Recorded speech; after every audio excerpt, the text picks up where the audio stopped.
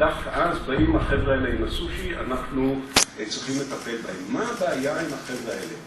השיטה שלנו צריכה כמו אקזמה ופטרת תנאים כדי לגדול. היא צריכה חושך, היא צריכה לחות והיא צריכה חמומות. כל עוד אנחנו הצלחנו לשמור על חשיכה, על אי שקיפות, על שליטה בנתונים כדי שאף אחד לא יראה איך אנחנו מעבירים תקציבים ממקום למקום, היה נפלא.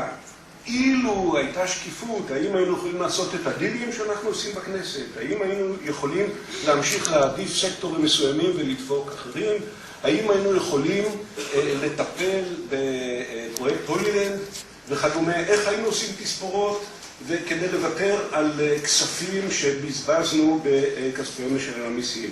איך היינו מצליחים להחזיק את הפלסטינים בישראל ובשטחים עם הראש למטה? אנחנו מוכרחים לשמור על החשיכה, על הלחות ועל החמימות, שאם לא כן מצבנו קשה מאוד. עורך דין שקשוקה מנה את ההישגים שהיו לציבור הזה, לשיטה, וסיפר איך אנחנו הצלחנו להרדים את הציבור הרחב על ידי כך ששכנענו אותו שכלכלה זה עניין למומחים, שהממשלה יודעת מה היא עושה, שהביטחון מחייב העברות כספים וכיוצא בזה. שכנענו אותו, אומר, שהמאבק שלהם הוא על צדק, והעלמנו מהם את העובדה שהמאבק הוא על כוח, שרק על ידי כך שיכבשו עמדות כוח הם יכולים להגביל אותנו. אני חושש, אומר עורך דין שקשוקה, שעכשיו מתחיל להשתנות. הדובר השלישי, דונקי נחבר, אומר כדלהלן: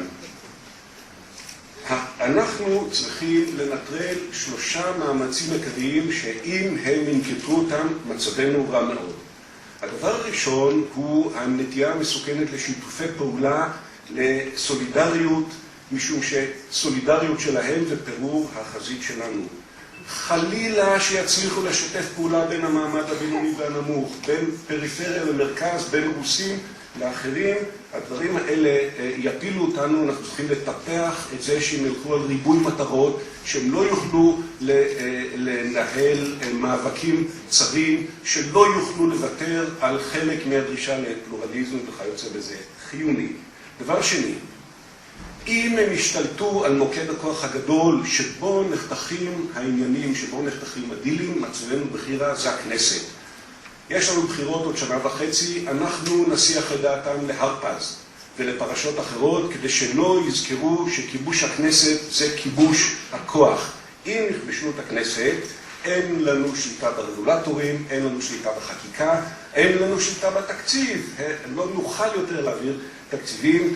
אנחנו צריכים לעשות הכל כדי שהכנסת וכיבוש הכנסת בבחירות הקרובות לא יהיו יעד של החבר'ה האלה. הדבר השלישי הוא שאנחנו צריכים למנוע מהם להבין שכדי לשנות הם צריכים לתקוף את יסודות הכוח של השיטה. אנחנו צריכים לעודד אותם לצעוק בהפגנות על יוקר המחיה ולא לשים לב איך נוצר יוקר המחיה, מי עושה את יוקר המחיה, איך אנחנו והשלטון משתפים פעולה כדי שלא תהיה תחרות וכיוצא בזה. בקצרה, אנחנו צריכים לדאוג לזה שהם ימשיכו לחשוב שצדק ודרישות יביאו אותם להישגים, ושידבקו בהפגנות, שלא ילכו לשיטות של לתקוף אישית רגולטורים, של לתקוף מוסדי וכיוצא בזה. אם אנחנו נוכל, וכאן נפסקה הקלטה, כנראה תקלה טכנית, אולי מישהו כבר מרוויח מזה. תודה רבה.